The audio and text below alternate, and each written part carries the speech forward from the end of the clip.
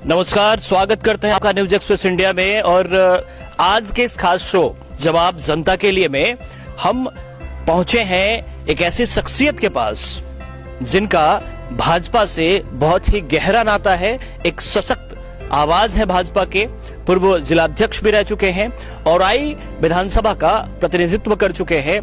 श्री राम सूरत राय जी के पास हम बैठे हैं और सबसे पहले अपने चैनल में इनका स्वागत है। नमस्कार सर, जिस तरीके से वर्चुअल रैली की शुरुआत हुई है और लगातार वर्चुअल वर्सेस रियल की बात आने लगी है, क्या कहना चाहेंगे? निश्चित रूप से वर्चुअल रैली का शुभारंभ हो गया है। हम लोग राजनीतिक कार्यकर्ता हैं। निश्चित रूप से कोरोना के कारण विगत 2-3 महीनों से हम लोग के गतिविधि पर रोक लग गया था और आगे भी लगेगा, ऐसा उम्मीद किया जाता है। इसलिए नया टेक्नोलॉजी डिजिटल इंडिया के माध्यम से हम लोग अब अपने जनता के बीच जाना चाहते हैं। जनता भी डिजिटल इंडिया से जुड़ चुका है और एक निश्चित रूप से हम लोग चाह रहे हैं कि वर्चुअल रैली के अलावा बड़ा कैसे होगा कार्यक्रम, इस पर तैयारी चल रही है। तमाम जनता के बीच जाकर हम लोग अपने जनता को अवेयरनेस जागरूकता फैला रहे हैं कि आप जितने लोग हैं सब लोग अपने अपने मोबाइल पे तैयार रहिए। उसी मोबाइल के माध्यम से, ऐप के माध्यम से, जूम के माध्यम से, जो भी सिस्टम है, व्हाट्सएप के माध्यम से, फेसबुक के माध्यम से, इंस्टाग्राम के माध्यम से, ट्विटर के माध्यम से हम लोग चुनाव की तैयारी कर रहे हैं। सबसे बड़ा सवाल कि कोरोना काल में चुनाव की तैयारी कितनी जरूरी थी? ये तो हम लोग राजनीतिक कार्यकर्ता हैं।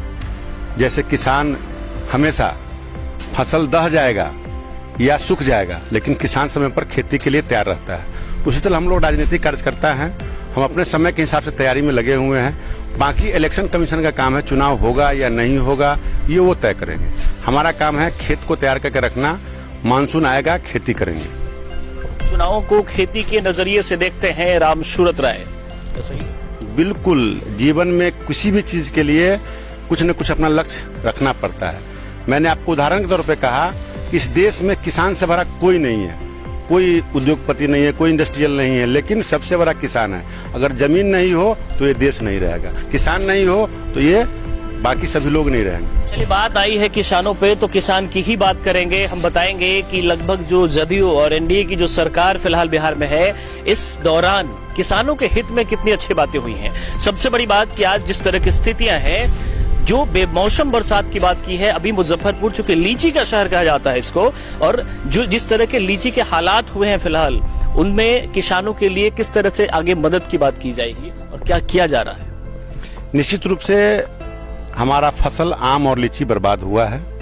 प्राकृतिक का जो मार है उसको सरकार और हम को झेलना ही पड़ेगा।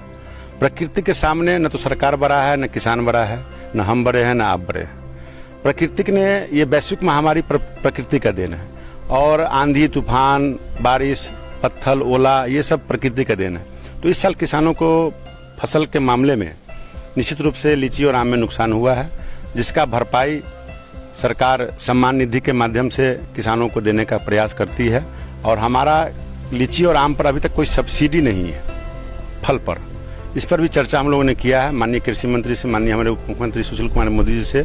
लीची के समय में जब व्यापारी नहीं आ रहे थे और बात चला तो बोला कि ऐसा अभी नियम नहीं है, लेकिन आगे क्या हो सकता है इस पर हम लोग भी चर्चा कर रहे हैं। जैसे भी गेहूं, मकई फसल जब बर्बाद होता है तो मिलता है, इसलिए फल के बारे में भी चिंता किया जा रहा है। सर, एक बहुत बड़ा सवाल है किसानों के हित में न्यूनतम समर्थन मूल्य की बात करते हैं, क्योंकि ये किसान के लिए एक ऐसी जीविका का साधन हो सकता है, उसके जीने का साधन हो सकता है।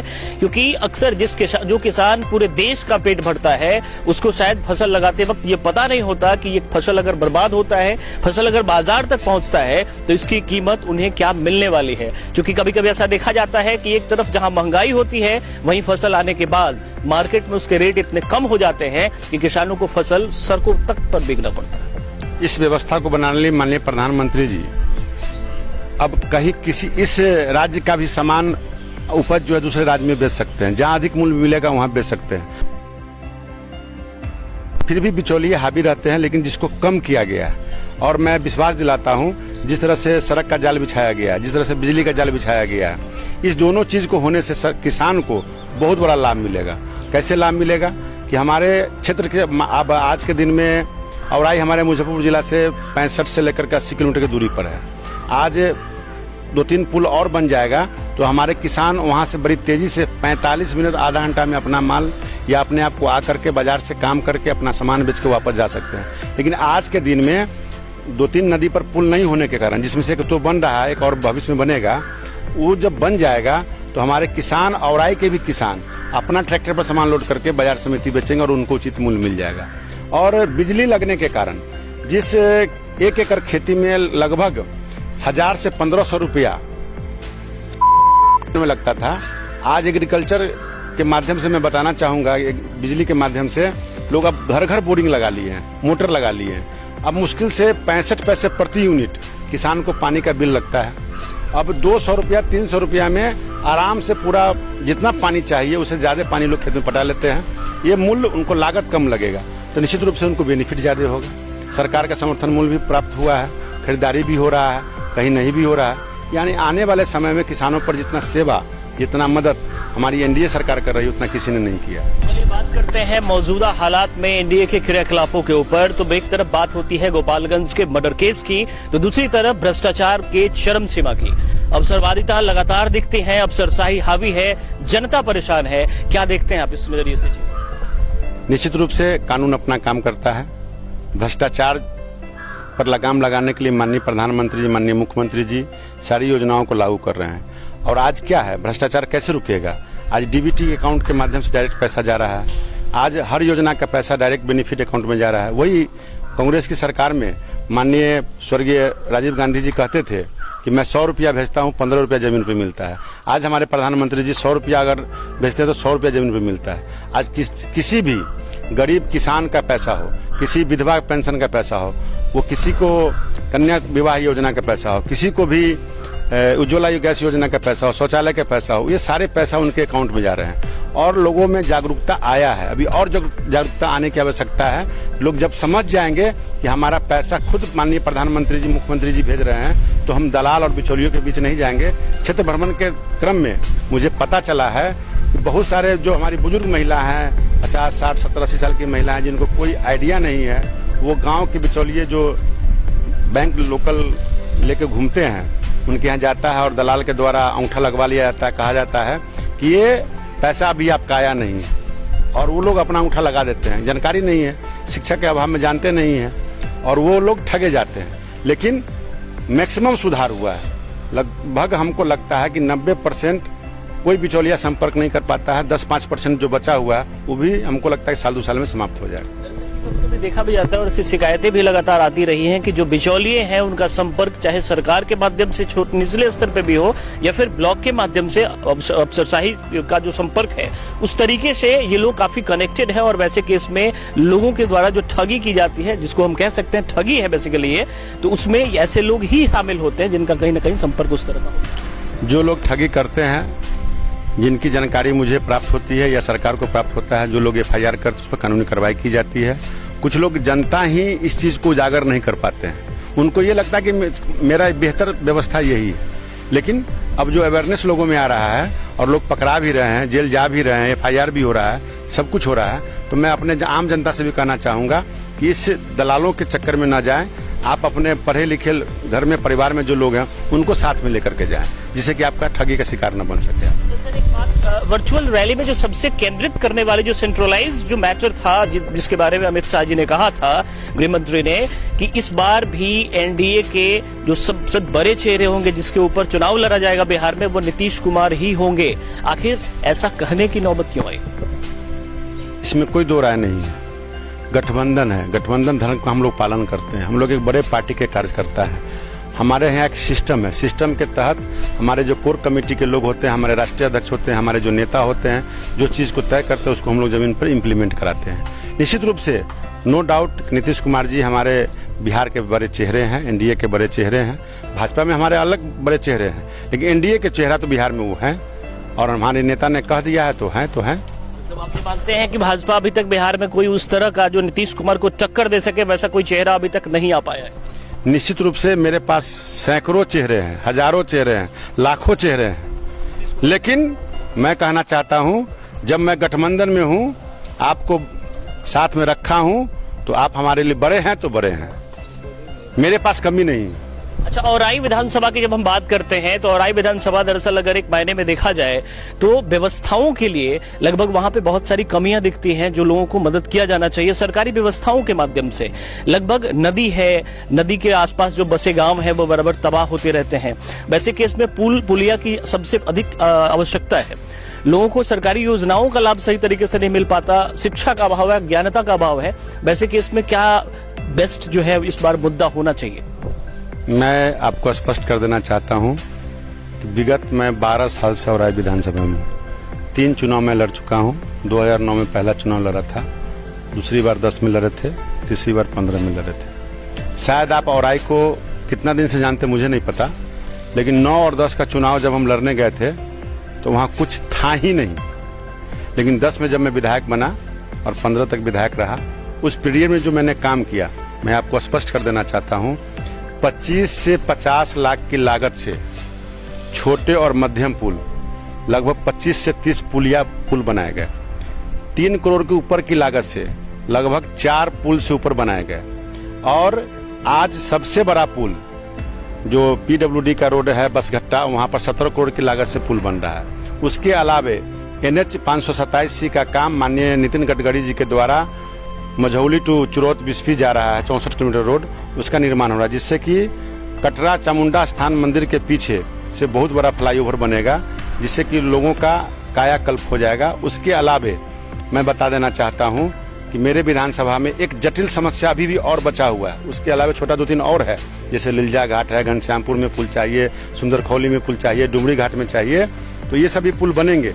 लेकिन सबसे बड़ा जटिल समस्या है जो मेरे नज़र में है कि बभनगामा और अतरार घाट के बीच में बागमती नदी पर एक बड़े पुल की आवश्यकता है, जिसका मैं पेपर में काम हो चुका है, उसका एस्टीमेट भी बन चुका है, उसका आपको सॉइल टेस्टिंग भी हो चुका है। 3 अरब 25 करोड़ की लागत से उसका निर्माण होना है। उसमें हथौड़ी से लेकर के बभनगामा औराई मुख्यालय तक 9 किलोमीटर रोड है और पुल भी है। 50-50 मीटर का 2 पुल है और 150 मीटर का बड़ा पुल है। उसको स्वीकृति होना बाकी है, इसलिए बाकी है क्योंकि जस्ट उसी नदी पर 6 किलोमीटर आगे, 7 किलोमीटर आगे बड़ा पुल बन रहा है। तो माननीय मुख्यमंत्री से हमारी बात हुई और जानकारी मिला कि इसको निर्माण के बाद इसका भी कार्य कराया जाएगा।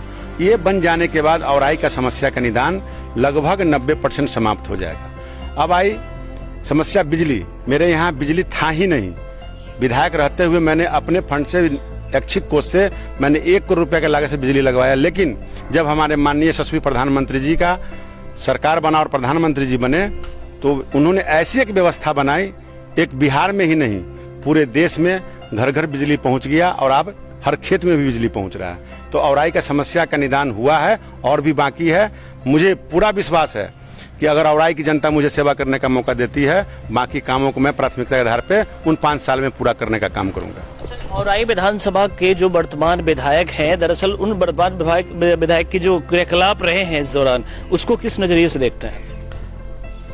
स्पष्ट कर देना चाहता हूं, वर्तमान विधायक जी का क्रियाकलाप देखने का मेरा काम नहीं है, वहाँ की जनता का काम है। इसका रिपोर्ट आप जनता से लेंगे कि वो अच्छे काम कर रहे हैं कि बुरे काम कर रहे हैं, कितना काम कम किए, कितना ज्यादा किए, वो जनता बेहतर बताएगी।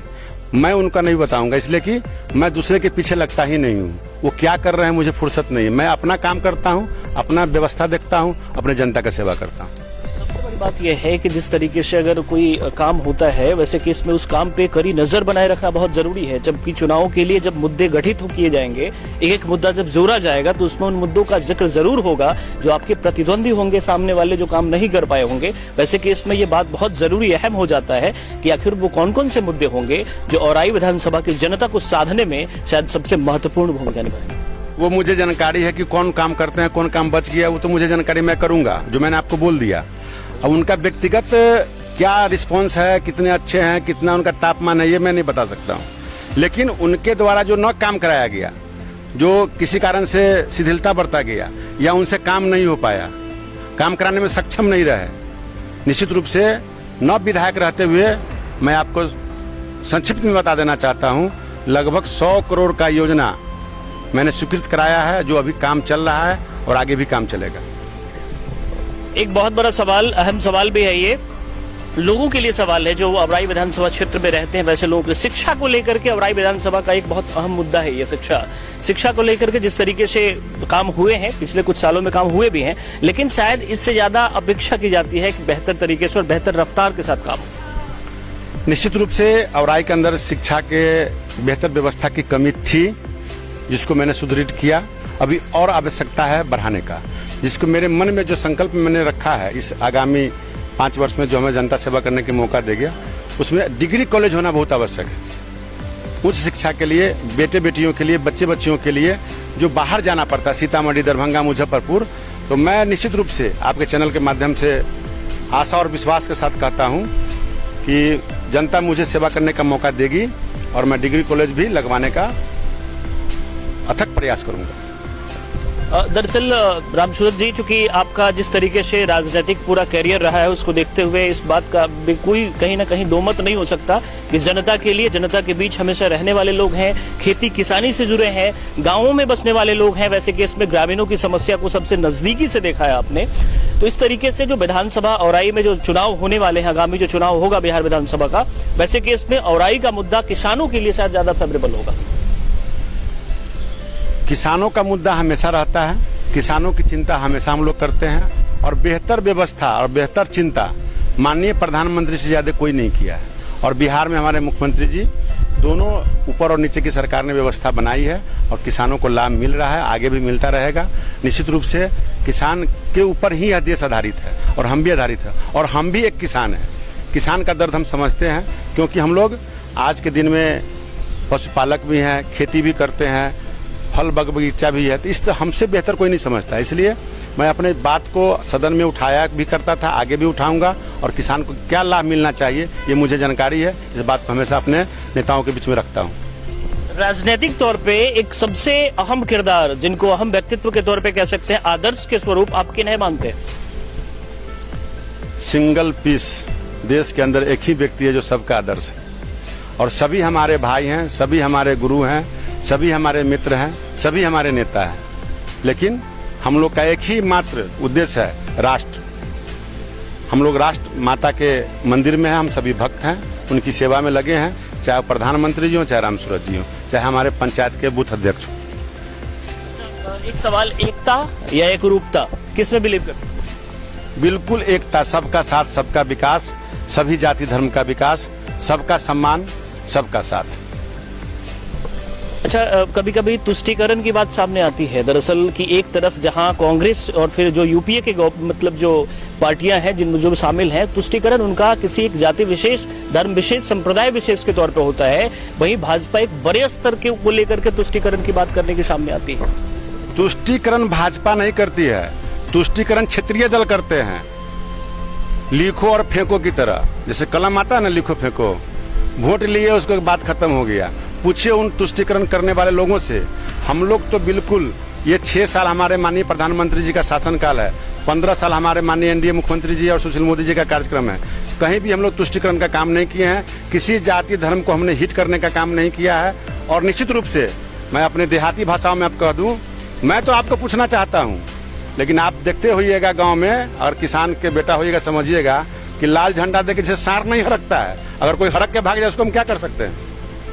एक बहुत बड़ा सवाल है सर कि नीतीश कुमार की जो सरकार है उसकी तुलना हमेशा 15 साल बनाम 15 साल से की जाती है। ऐसा जब विकास की रफ्तार की हम बात करते हैं तो 5 साल बनाम 5 साल की तुलना क्यों नहीं करते?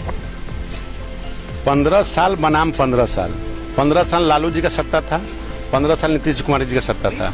नीतीश सरकार के 5 साल की तुलना केवल नीतीश के 5 साल से क्यों नहीं करते, केवल 15 साल से क्यों करते? क्यों 15 साल से क्यों नहीं करेंगे? मैंने 15 साल से काम किया है ना, और आप भी 15 साल रहे हैं। आप बता दीजिए कि मैंने क्या वो पुल बनवाया, क्या वो पुलिया बनवाया, मैंने क्या वो बनवाया, चाहे वो किसी क्षेत्र के विधायक का मामला हो, चाहे मुख्यमंत्री का मामला हो। पूरे बिहार में वो भी दिन याद कीजिए जबकि एक जगह से 100 किलोमीटर जाने में 6 घंटा या भर दिन लगता था। आज 400 किलोमीटर लोग 6 घंटा में आते हैं। तो हम बताएंगे अपनी उपलब्धि, तो बताएंगे ही ना। सबसे बड़ी बात है कि बदले की राजनीति से विकास की राजनीति की तरफ जब बढ़ते हैं तो अपनी तुलना खुद से, मतलब एक लकीर जो हमारी है, अगली बार लकीर हमारी बड़ी होनी चाहिए, मतलब हमारी लकीर की तुलना हमारी ही लकीर से होनी चाहिए। निश्चित रूप से जब मैंने लकीर ये यहाँ तक खींच दिया हूँ तो इसके पीछे से नहीं ना खींचूंगा, इसके आगे ही खींचूंगा। इससे बड़ी विकास के कड़ी में और भी विकास बढ़ेगा और भी बड़ा लकीर खिंचाएगा। निश्चित रूप से एनडीए साथ में हम लोग हैं और एनडीए के साथ रहने के कारण तमाम जगहों पे विकास हुआ है, फिर आगे भी विकास होगा। एक आखिरी सवाल आपसे कि तेजस्वी यादव हमेशा जेडीयू पे हमलावर होते हैं, भाजपा पे उनकी स्थिति लगभग थोड़ी नरम होती है जेडीयू के मुकाबले, ऐसा क्यों? उन्हें कुछ ऐसा तो नहीं लगता कि बाद में नीतीश कुमार उधर से अलग होके फिर कहीं भाजपा और राजद साथ में आया? लोकतंत्र है, लोकतंत्र में सबका अपना अपना मन, अपना अपना अधिकार है, अपना अपना विचार है। हमारी इच्छा है कि आपसे लड़े, आपकी इच्छा है कि हम रामसूरत जी से नहीं लड़े, और ऐसा कुछ नहीं है। सब का क्षमता होता है, तो कोई भी व्यक्ति एक टिटही पहाड़ से नहीं लड़ सकता है, ठीक ना? तो निश्चित रूप से तेजस्वी यादव के पास क्षमता नहीं कि भाजपा से लड़ सके, और उनकी राजनीति, उनका क्षेत्रीय दल होने के कारण उनको पटना ही केंद्रित करते हैं अपने आप को। तो जो पटना में नेता रहेगा उसी से न लड़ेंगे वो, ना भाजपा के और जदयू की बात मैं नहीं कर रहा हूँ, वो पटना के दायरे से बाहर नहीं निकलते हैं। और उनको बिहार की जनता ने माननीय लालू यादव जी को बहुत बड़ा ताकत, बहुत बड़ा आशीर्वाद दिया था, जिसको उन्होंने खो दिया। लोगों से विश्वास उठ चुका है और आज देश के नेता होते, लेकिन उन्होंने परिवारवाद से ऊपर उठा नहीं और क्षेत्रीय दल से ऊपर उठने का काम नहीं किया। इसलिए अब उनका समय समाप्त हो चुका है। चाहे जितना लेटेस्ट वेराइटी, चाहे तेजस्वी जी आवे, तेज प्रताप जी आवे, चाहे तरुण यादव जी आवे, ठीक है, कि कोई भी आएगा कहीं आगे नहीं जाने वाला, क्योंकि वो बुद्धिमान है ही नहीं, इसलिए शक्तिमान कभी नहीं बन सकते। तेजस्वी और तरुण इसके बीच बड़ा विवाद हुआ था सर। ठीक है, विवाद होता रहता है, जवाब चलता रहता है, उस पर मुझे कुछ नहीं कहना। चलिए, तो आज के इस कार्यक्रम में हमारे साथ थे रामसूरत राय। जवाब जनता के लिए जो ये कार्यक्रम है, जिसको आपने अब पसंद करते हुए नंबर 1 बनाया है, इसी कार्यक्रम में अगली बार एक नई शख्सियत के साथ आपकी मुलाकात करवाएंगे, बेखौफ और बिल्कुल जो अपनी जवाब के लिए जाने जाते हैं, जो जनता के जवाब के लिए जाने जाते हैं। इस शो में जवाब जनता के लिए में एक बार फिर से हम रूबरू होंगे आपसे। आज के इस कार्यक्रम में बस इतना ही। अपने और अपनों का ख्याल रखिए। नमस्कार।